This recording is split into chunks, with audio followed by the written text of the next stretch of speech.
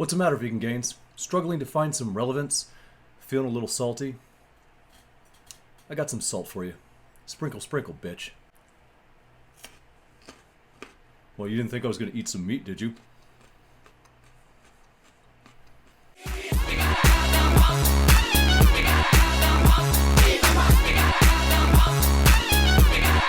Yeah, baby!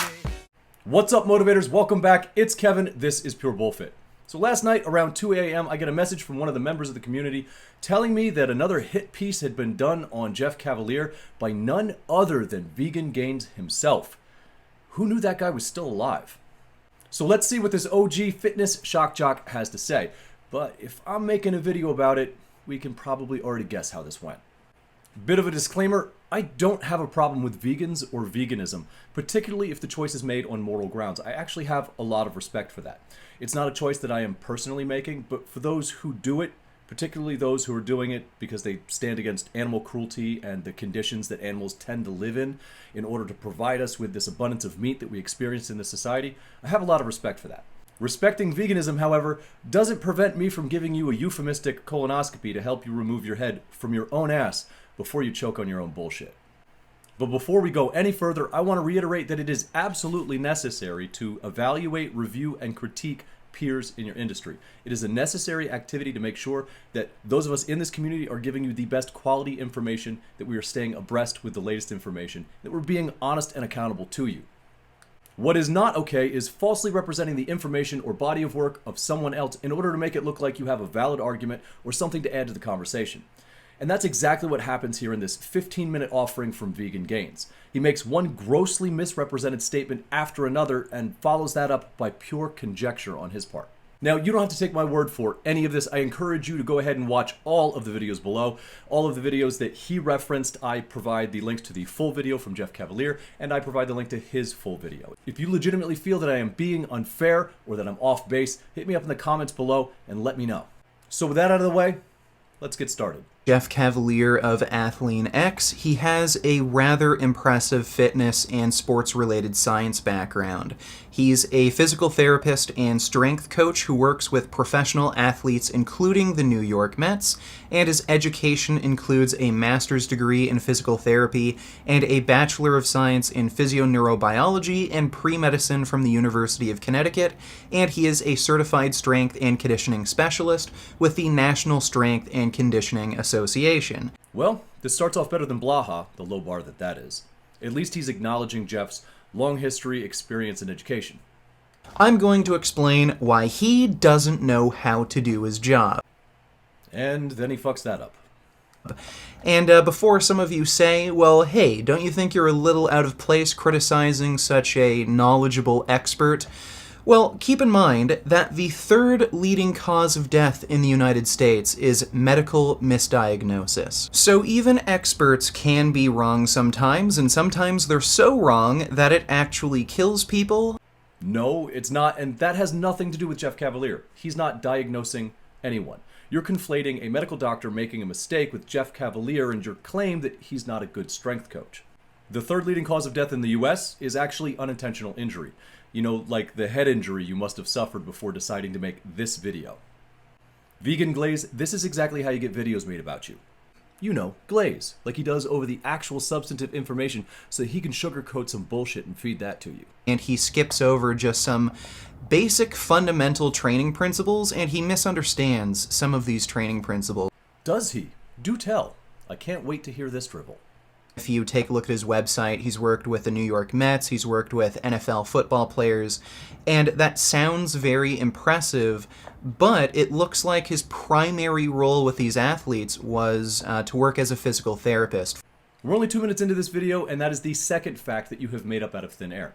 Jeff's title when he worked for the Mets in 2006, 7, and 8 was assistant strength coach, as in one who coaches strength and athletic performance. But let's just glaze over that too, right?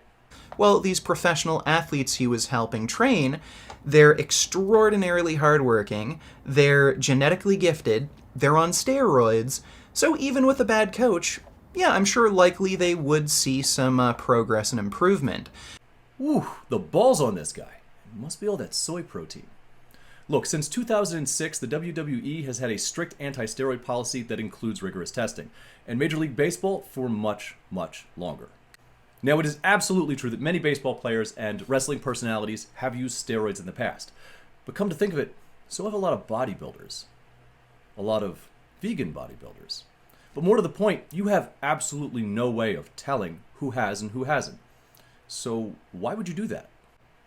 Because you absolutely 100% have to discredit Jeff's accomplishments in order for anyone to take your argument remotely seriously. So far, all you've done is fabricate information and present it as fact. Now, Jeff does work with some regular Joes, some people who aren't amazing natural athletes, like his partner Jesse. And if you take a look at the progress Jesse has made over the years, it's really not that impressive. Now this right here is where I'm going to stop commentating and speak directly to Richard Burgess, aka Vegan Gains. Dick, can I call you Dick? It doesn't matter how it makes you feel! This is a bullshit argument. You go on for 2 minutes about how Jesse, Jeff's videographer, producer, social media manager, hasn't made any real gains in the years that he's been working out with Jeff. The information is already out there. Jesse suffers from TBI-related condition that drastically affects his ability to train, specifically with intensity. He has to overcome significant disability, chronic pain, multiple hospitalizations just to get where he's at. It takes a real piece of shit to prop Jesse up as some testament to Jeff's failure when he, 1, isn't Jeff's client, and 2, has overcome obstacles that would leave you a gelatinous, quivering mass crying for your mommy. But we shouldn't be surprised that you like to take pot shots at people. After all, you're the same guy that wished Furious Pete would die of testicular cancer because he eats meat. You're the same guy who whined in a 10-minute video about how your family refused to let you record your grandfather having a heart attack so that you could show your audience the consequences of meat eating. I don't know if you're just a piece of garbage or a full-blown sociopath, but either way, shut the fuck up about Jesse. As a human being, he's way out of your league, Cupcake. And now, back to our regularly scheduled dissembling of bunk-ass arguments.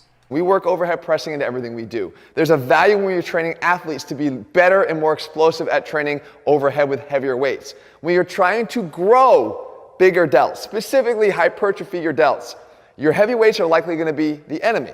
The enemy because what happens is it invites the opportunity to substitute. So with this video that I've linked below, Dick Glaze here tries to convince us that Jeff is saying progressive overload is not appropriate for training your shoulders.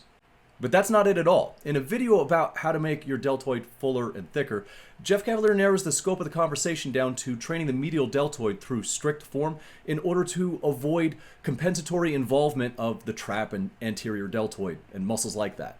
So making it out as if this video is an all-encompassing guide on how to train your shoulders is disingenuous and dishonest. So why is he claiming that intensity is the enemy of deltoid training? Well, he isn't, and the 30-second clip that Vegan Gains includes here contains all of the context that I mentioned before. He's just choosing to ignore it in favor of making a broader argument against points that Jeff didn't make.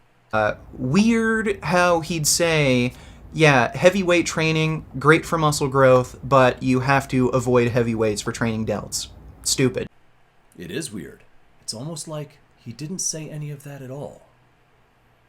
Hold up. Wait a minute. Something ain't right. But that's not the only problem.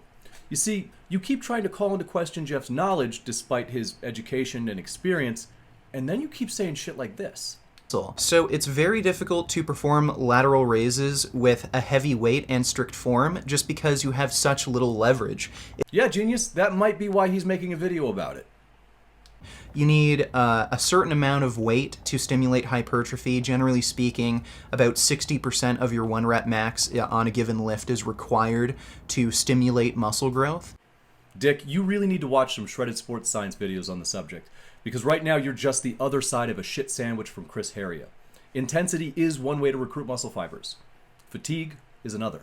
And 60% of your 1 rep max for the lateral raise.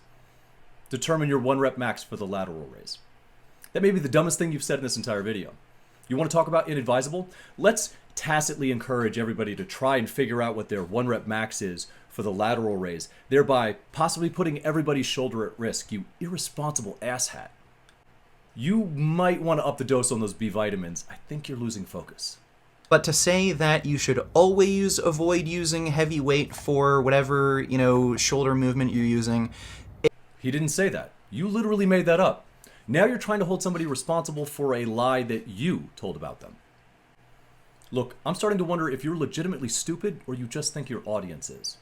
There was a video from about a year ago where he was talking about shoulder training, and he was doing lateral raises with really heavy weight and not strict form. You want, at this point, to make sure that you're including something that allows all these muscles, like I said, of the shoulder girdle to work together. And we can do that with a combo of a cheat lateral going into a dumbbell push press.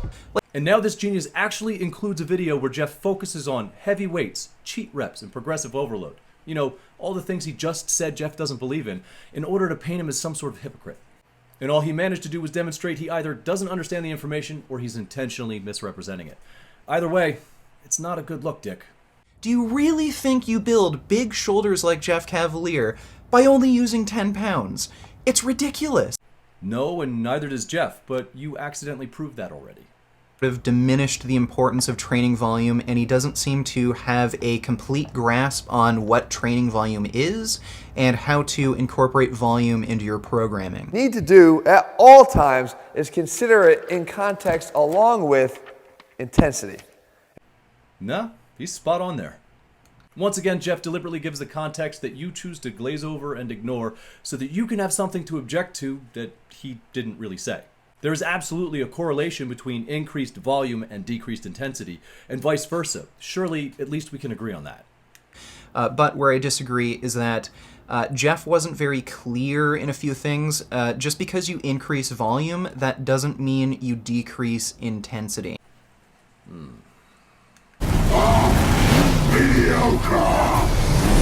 You spend the rest of this video trying to convince us that Jeff doesn't believe in volume after you spent the first half telling us he doesn't believe in intensity. He tends to undermine the importance of intensity and volume. He also doesn't seem to understand how to apply these principles in his programming, and instead he just tends to focus on these weird technique drills and injury prevention methods that just end up getting you nowhere, like his client Jesse.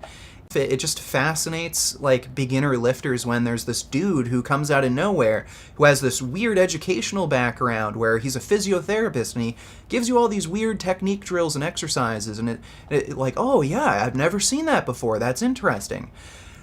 But it gets you nowhere. Really, I think every last one of these people would disagree with you. And these aren't cherry-picked. They're not from a promotion or a marketing campaign. Every last one of these before and after pics was given voluntarily after I communicated to the community that Vegan Gains says Athlean X doesn't have any gains for you. Surprise, motherfucker. You just don't know if you're coming or going, do you, Dick Glaze? And that's the problem. It's one thing to take a look at somebody's body of work and say, I disagree. This is what I would do instead. It's entirely another to intentionally remove the context, ignore what is actually said, in favor of making your own argument out of thin air so that you can seem like you have something valid to say. Nobody should have blind faith, as you put it, in Athlean X, or anyone else for that matter. We should seek to evaluate and reevaluate everything that comes into our life, especially including things from the arenas of health and physical fitness. But you're not doing any of that. You just slap together a lazy and ineffective argument that manages to contradict itself, all in favor of having something to say at all. Dick, critical analysis doesn't seem to be your strong point. So maybe you should stick to things that you're good at. Taking a look at your content, I have no idea what that would be. Alright guys, that's the video. If you enjoyed it, go ahead and hit like, comment below. If you didn't like it, go ahead and hit dislike and comment below. Either way, I appreciate the engagement. If you want to see more of this content and you're not subscribed yet, I think you know what to do. I appreciate every one of you motivators, even the haters, and until I see you guys in the next video, don't be a dick.